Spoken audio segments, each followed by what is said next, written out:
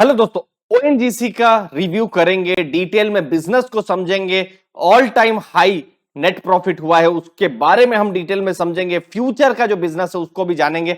सबसे पहले मुख्य जो खबर है 2022 की, देखिए अगर आप जितनी भी पब्लिक सेक्टर कंपनीज में देखें तो सबसे ज्यादा मार्केट कैप अभी उनका है। हाईएस्ट एवर रेवेन्यू है 1,10,000 करोड़ का। हाईएस्ट एवर प्रॉफिट है 40,306 करोड़ का, 40,000 करोड़ का दोस्तों प्रॉफिट हुआ है। टीसीएस और बाकी बहुत बड़ी बड़ी कंपनियों से भी ऊपर प्रॉफिट है। सिर्फ इससे ऊपर सिर्फ आपको रिलायंस ही देखने को मिलेगा। अगर आप देखेंगे नेटवर्थ के हिसाब से जितनी भी महारत्न सीपीएससी है उनका 25% नेटवर्थ उनके पास में है। फिर अगर आप जेंडर डाइवर्सिफाइड अगर आप बोर्ड देखें तो 3 वुमेन डायरेक्टर है। तो ये सब कुछ इंपॉर्टेंट चीजें हैं ओएनजीसी को लेकर। अगर ये कंसोलिडेटेड नंबर देखें, जैसे स्टैंड अलोन 40,000 करोड़ का प्रॉफिट है तो कंसोलिडेटेड प्रॉफिट 50,000 करोड़ को, मतलब जो जॉइंट वेंचर्स हैं और बाकी सब चीजों को भी अगर आप जोड़ देते हैं तो लगभग 50,000 करोड़ का प्रॉफिट हो रहा है, जो कि पिछले साल FY21 में 21,000 करोड़ का प्रॉफिट था। एबिटा 87,000 करोड़ का है। इनकम आप देख सकते हैं 3.69 लाख करोड़ से 5.39 लाख करोड़ हुई है। दूसरी चीज डेट अगर आप देखेंगे तो डेट तो है ही 1.19 लाख करोड़ से 1.07 लाख करोड़। लेकिन अगर आप डेट टू एबिटा देखेंगे, मतलब अगर कंपनी समझ लीजिए पहले आप 1 रुपया कमाती थी तो 2 रुपया का डेट था, जो अभी घटकर 1.2 टाइम्स हो गया है। तो ये कुछ ऐसी चीजें हैं जो बिल्कुल पॉजिटिव डायरेक्शन में ओएनजीसी की तरफ जा रही है।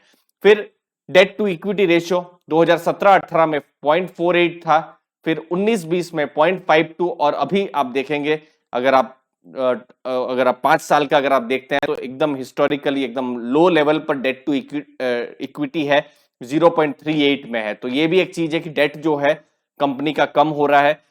जो पीक जो उनकी जो स्टैंड अलोन बोरोइंग थी लगभग 25,000 करोड़ से ऊपर, वो भी घटकर 6,300 करोड़ के आसपास हो गई है। तो डेट भी कंपनी का कम हो रहा है। तो कुछ चीजों में बिल्कुल पॉजिटिव है। अब ये जो डेटा है जो स्टैंड अलोन डेटा, जहां पर हमने देखा प्रॉफिट्स 26,000 करोड़, लेकिन फिर बाद में कोविड वाले साल में आप देखिए कैसे प्रॉफिट 11,000 करोड़ हो गया था। फिर इस साल फिर प्री पैंडेमिक लेवल से भी ऊपर 40,000 करोड़ का प्रॉफिट हो गया है। तो ये सब कुछ चीजें हैं। ईपीएस 32 का है। तो ये सब कुछ पॉजिटिव चीजें हैं। लेकिन ओएनजीसी की जब हम स्टडी कर रहे हैं तो ये चीज भी हमको देखना है। तो यहां से बिल्कुल पता चल रहा है कि जैसे रेवेन्यू ऊपर नीचे से ऊपर हो रहे हैं, यहाँ प्रॉफिट नीचे से ऊपर हो रहा है।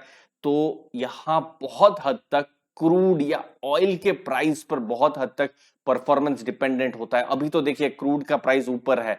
अगर आप 2021 के एंड से देखें, 2022 में देखें तो उनका डायरेक्ट फायदा ओएनजीसी को मिल रहा है। लेकिन कल अगर आप क्रूड के प्राइस स्टेबल होते हैं तो उनका फायदा शायद ओएनजीसी को नहीं मिलेगा। लेकिन जो चीज को लेकर एनालिस्ट लोग को चिंता है वो है ओएनजीसी का प्रोडक्शन, जो कि बढ़ नहीं रहा है। और अगर क्रूड का प्राइस ऊपर है जिसकी वजह से आज लगभग 50,000 करोड़ का प्रॉफिट दिख रहा है, लेकिन ये जो डेटा है जो बिल्कुल दिखा रहा है, क्योंकि देखिए एक्सप्लोर करती है। अगर आप ओएनजीसी की बात करें, जो तेल है उसको ढूंढती है, नेचुरल गैस है उनको ढूंढती है।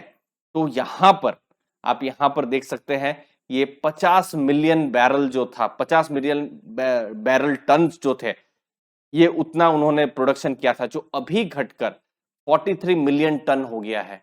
तो ये घट रहा है 43 मिलियन टन और पहले 50 मिलियन टन, और ये घटा फिर घटा। और यही चीज है जिसकी वजह से थोड़ा सा अगर आप देखेंगे एनालिस्ट लोग को चिंता है। और यही बिल्कुल शॉर्ट में, क्योंकि वीडियो बहुत छोटा है, हमने सब कुछ पॉजिटिव देखे, लेकिन फिर भी आपको क्वेश्चन हो सकता है 50,000 करोड़ के प्रॉफिट के बाद भी स्टॉक प्राइस तो मतलब 5 गुना 6 गुना बढ़ जाना चाहिए, थोड़ा बहुत बढ़ रहा है 2-3%।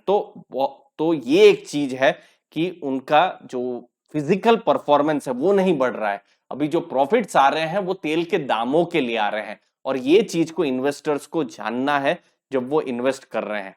जो हम देख रहे हैं, जो 50 मिलियन टन जो प्रोड्यूस होता था, जो घटकर 2021 में 45.35 मिलियन टन हुआ ऑयल एंड गैस, और अभी 43.4 मिलियन टन हुआ है। तो अभी ऐसा ओएनजीसी का कहना है, अगर जॉइंट वेंचर्स को हटा दें, कि अगले 3 सालों में अभी उनका प्लान है कि 18% से ऊपर का ग्रोथ करने का। अब ये इंपॉर्टेंट डेटा हो जाता है इन्वेस्टर्स के लिए। अभी तो आपके पास जो फाइनल डेटा है ये आ गया कि ये 43.4 मिलियन टन है, तो ये किस हिसाब से बढ़ रहा है वो इंपॉर्टेंट रहेगा, और ये जितना बढ़ता रहेगा तो स्टॉक पर पॉजिटिव इंपैक्ट बिल्कुल पड़ सकता है, क्योंकि अभी बहुत हद तक जो परफॉर्मेंस है डिपेंडेंट हो गया है एक्सटर्नल जो चीज है, जो कि तेल के दामों का बढ़ना, और उस पर भी विंडफॉल टैक्स और रिलेटेड बातें आ जाती है तो और ज्यादा पैनिक में आ जाता है स्टॉक। तो ये चीज को बिल्कुल ध्यान में रखना है कि प्रोडक्शन बढ़ना ज्यादा जरूरी है ओएनजीसी के लिए। तो दोस्तों छोटा सा क्रिस्प वीडियो था, मुझे उम्मीद आपको वैल्यू मिली होगी ओएनजीसी का। आपके कीमती समय के लिए बहुत बहुत धन्यवाद। थैंक यू वेरी मच दोस्तों, धन्यवाद।